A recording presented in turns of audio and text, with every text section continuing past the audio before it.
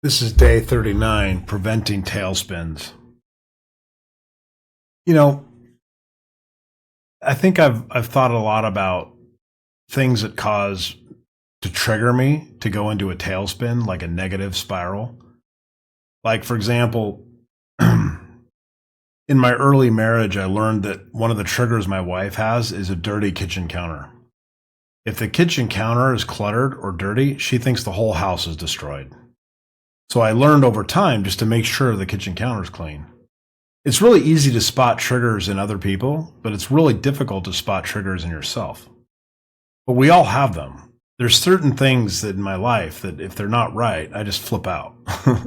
Like, for example, finding something to wear. It's always been a major trigger for me.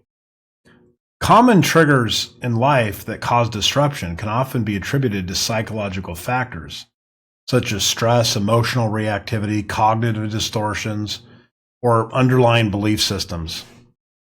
We can sit there and think about why they occur, why they're so impactful, and how you can prevent them from having a disproportionate influence in your life.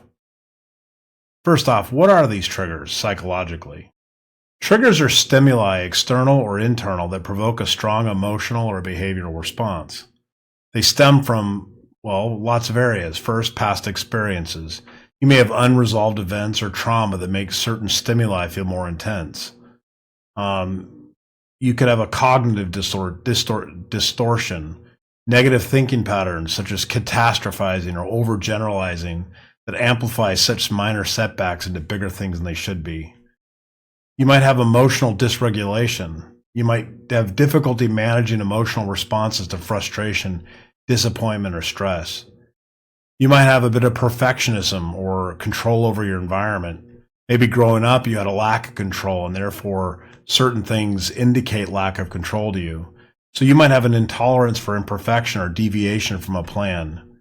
You also might have associative memory experiences. There might be things tied to emotions that come from unresolved issues in your past or difficulties in your past that the trigger just happens to cause that to bring emotions up to you. There's also some triggers that can put you into fight or flight mode, even if the threat is minor. Even in your brain, maybe over exaggerating it. So why are these triggers that have they have a larger than they should be response in us? Why are they an issue? Well, they disrupt your progress because they divert emotional and cognitive energy away from your goals to focusing on the trigger and all the catastrophizing that goes along with it. There's a reason why this happens. First, it gives you a lack of focus. You have emotional responses that hijack attention that lead to unproductive rumination on the problem. You have spiraling behavior, what I call a tailspin. Small frustrations escalate to bigger emotional reactions, compounding the issue, making it worse. Stress response. The trigger can actually activate stress hormones, which causes you to feel more anxiety, be more irritable, have more tension. You also have a tendency to narrow your mindset to just that trigger, which is an emotional issue. It causes you to struggle with more creative thinking. It makes that more difficult because your brain is so emotionally focused on the narrow issue that you were triggered by. Instead of confronting the trigger when we see it, like, oh man, that counter is dirty, or somebody left something on the floor. Instead of confronting the trigger, you might disengage, procrastinate, push it off, and that'll derail your progress even further. You can prevent triggers from having this impact on you. It's actually rather easy. It just takes a little bit of effort. And there's a few steps to it. First, you can increase your awareness that these triggers exist. So you can identify them, like write them down, actually literally write them down. You know what they are, you just don't think about it. So when next time you start feeling really negative or you get really angry or frustrated, think about what happened. What were your thoughts? When did they start? And you're most likely going to be able to easily understand what trigger caused that to happen. You might also want to notice patterns. There are recurring themes, such as feeling unprepared, needing to be validated by somebody, having a massive fear, or feeling just an overwhelming amount of stress. You might have those patterns that occur on a regular basis at a specific time. You might want to figure out maybe there's something triggering that. Second, once you've figured out what the triggers are, you can start building, regulation skills.